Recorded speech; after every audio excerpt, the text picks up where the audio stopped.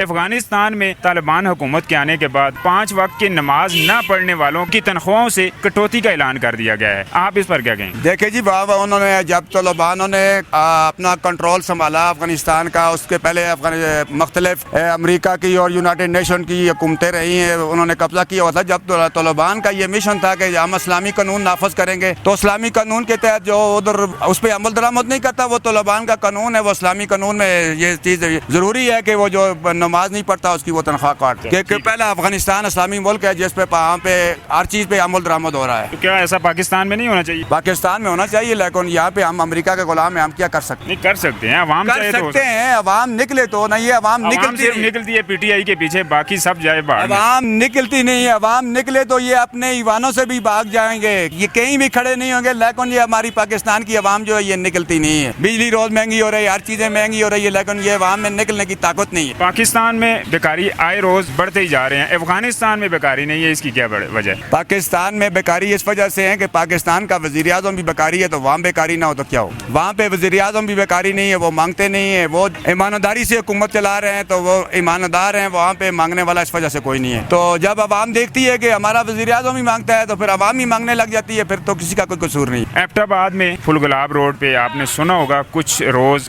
یا کچھ ماہ پہلے فائرنگ کی وجہ سے باپ بیٹا زخمی ہوئے ہیں، ان کو بھی جب تفتیش ہوئی تو وہ بھی افغانی نکلے ہیں، کیا وجہ ہے؟ ہر جرم میں افغانی نکل جاتا ہے، کیا وجہ ہے؟ تو بڑی وجہ ہے کہ ان لوگوں میں تعلیم کی کمی ہے۔ یہ چھوٹا بچہ پیدا ہوتا ہے نا، اس کو کام پہ لگا دیتے ہیں، سکول نہیں بھیجتے، ان کو مذہبی تعلیم یا دینی تعلیم یا اور کوئی دنیاوی تعلیم نہیں دیتے، تو اس وجہ سے وہ ان کا رجحان جو ہوتا ہے پیسے کی طرح ہوتا ہے۔ باپ کہتا ہے کہ میرے پاس پیسہ ہو، بیٹا کہتا ہے کہ میرے پاس پیسہ ہو، لیکن اس کے ساتھ ساتھ تعلیم ہونا بہت ضروری ہے کہ بچے کو تعلیم، مذہبی تعلیم دو، قرآن پاک کی تعلیم، اور سکول بھیجو، اس کو استاد سمجھائے باپ کے ساتھ کس طرح تعلقات قائم کرنے ہیں، ماں کے ساتھ کس طرح کرنے ہیں، بھائی کے ساتھ کس طرح کرنے ہیں، رشتہ داروں کے ساتھ۔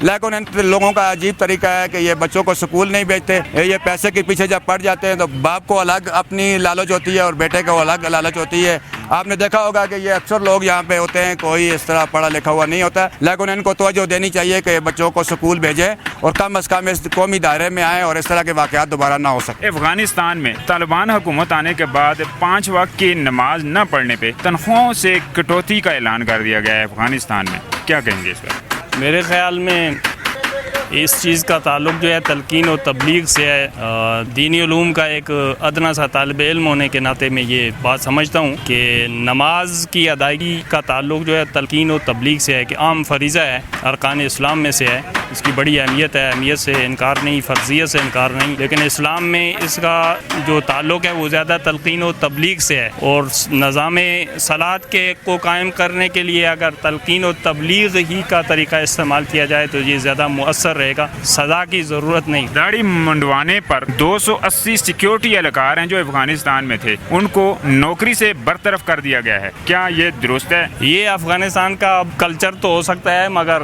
اسلام کی یہ تعلیمات نہیں ہے، کہیں بھی ہمیں کوئی ایسی مثال نہیں ملتی کہ اسلام نے کوئی ایسی حد جو ہے وہ نافذ کی ہو۔ جو شخص داڑھی مونڈتے ہیں ان کو اس طرح کی سزا دی جائے۔ داڑھی مونڈنا اچھی بات نہیں ہے، داڑھی سنت رسول ہے، لیکن پھر میں یہ کہوں گا کہ ان چیزوں کا تعلق تلقین و تبلیغ سے زیادہ ہے۔ طالبان حکومت کے بعد افغانستان میں دن بدن ترقی ہو رہی ہے، پاکستان وہیں کھڑا ہے، اس کی بڑی وجہ کیا ہے؟ جہاں تک پاکستان کے موجودہ حالات کا تعلق ہے تو قوموں کی تاریخ میں مشکل اور کٹھن وقت آتا ہے۔ پاکستان اس وقت تاریخ کے مشکل ترین دور سے گزر رہا ہے، اور یہ سب سے بڑی وجہ جو میں یہ سمجھتا ہوں کہ یہ ہے کہ پاکستان کے جو حکمران تھے، حکومتیں تھیں، انہوں نے IMF کے قرضوں پر انحصار کیا۔ تو کوئی بھی قوم معاشی ترقی اس وقت تک نہیں کر سکتی جب تک وہ اپنے وسائل کو بروئے کار نہ لائے۔ پاکستان میں وسائل کی کوئی کمی نہیں، لیکن ہمارے حکمران طبقے نے وسائل کو بروئے کار نہیں لائے، اور انہوں نے IMF کے قرضوں پر انحصار کیا ہے، اور پاکستان کی معاشی ابتری کی سب سے بڑی وجہ یہی ہے کہ ہمارا انحصار IMF کے قرضوں پہ تھا۔ افغانستان میں ایک بھی بیکاری نہیں ہے، پاکستان میں آئے روز بیکاریوں میں اضافہ دیکھ رہا ہے، اس پر کیا کہیں؟ افغانستان میں اگر یہ کہ ایک بھی بیکاری نہیں ہے، یہ تو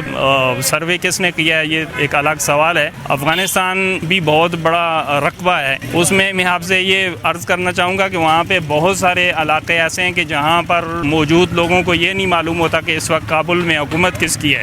ہمارے بھائی ہیں افغانستان سے جو ہمارا تعلق ہے وہ لا الہ الا اللہ کا ہے، ان کی خوشحالی میں ہماری خوشی ہے، ہم ان کے لیے دعا گو ہیں کہ وہ ترقی کرتے رہیں اسی طرح۔ لیکن یہ کہ بکاری وہاں پہ نہیں ہے، یہ بات درست نہیں ہے. بکاری یہاں پہ بھی ہے، وہاں پہ بھی ہے، ایک جیسے حالات ہیں. پاکستان میں جو تعداد ہے بیکاریوں کی اس طرح افغانستان میں تو نہیں ہے، اس بات کو تو مانتے ہیں. اس کی کیا وجہ ہے؟ اور پاکستان کے ایسے حالات آج 40 سال کے بعد افغانی واپس گئے ہیں، وہ پاکستانیوں کو نہیں مانتے، پاکستان کے خلاف ہیں، پروپیگنڈے کر رہے ہیں، دشمن ممالک کے ساتھ مل رہے ہیں. اس کی کیا وجہ ہے؟ اصل میں مسئلہ بنیادی طور پر یہ ہے کہ ہمارے بیچ جو نفرتیں ڈالی گئی ہیں ہمیں دیکھنا چاہیے کہ یہ نفرتیں کب اور کس نے اور کیوں ڈالیں. تو اس کا پھر ہمیں اس چیز کا تدارک کرنا چاہیے. یہ بات حقیقت ہے کہ افغانستان میں پاکستان کے متعلق نفرت پائی جاتی ہے، تو ہمیں بنیادی طور پہ اپنا رشتہ دیکھنا چاہیے. ہمارا افغانیوں سے رشتہ لا الہ الا اللہ کا ہے، ان کا بھی ہمارے ساتھ یہی رشتہ ہے.